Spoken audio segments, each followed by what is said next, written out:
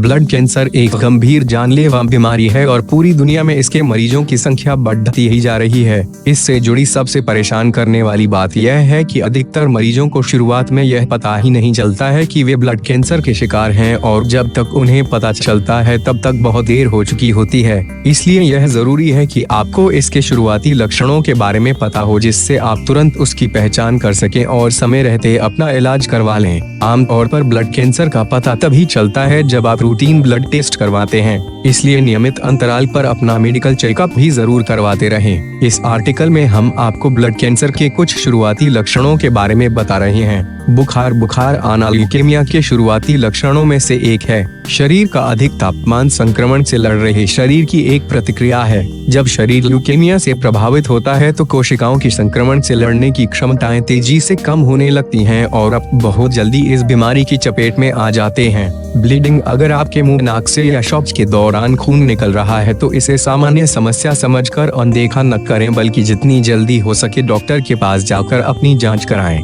शरीर पर रैशेज, खून में प्लेटलेट्स की संख्या कम हो जाना भी ल्यूकेमिया के लक्षणों में से एक है। जब शरीर में इन खून के थक्कों की पर्याप्त कोशिकाएं नहीं होती हैं तो चोट लगना और खून बहना एक सामान्य बात हो जाती है। प्लेटलेट्स की कम संख्या के कारण त्वचा के नीचे छोटी रक्तवाहिकाएं टूट जाती हैं, जिसकी वजह से शरीर पर नीले या बैंगनी कलर के निशान पड़ जाते हैं। सोते समय पसीना आना, अगर आपको रात में सोते समय अचानक पसीना आने लगता है तो जान लें कि यह भी ब्लड कैंसर का एक लक्षण है। हालांकि अभी तक यह ज्ञात नहीं है कि ल्यूकेमिया के मरीजों के साथ ऐसा क्यों होता है। थकावट, जब कोई व्यक्ति ल्यूकेमिया से पीड़ित हो तो उसके शरीर में हीमोग्लोबिन की संख्या तेजी से गिर जाती है। हीमोग्लोबिन की कमी के ऑक्सीजन पर्याप्त मात्रा में सभी अंगों तक नहीं पहुंच पाता है, जिस वजह से सारे अंग ठीक से काम नहीं कर पाते हैं और आप हमेशा थका हुआ महसूस करते हैं। सीने में दर्द, पैरों की सूजन, पैरों में लगातार सूजन और छाती में दर्द। सूजन आमतौर पर ल्यूकेमिया के रोगियों में देखा जाता है, साथ ही उन्हें ब्लीडिंग और ब्लड क्लॉटिंग जैसी परेशानियां भी होने लगती हैं।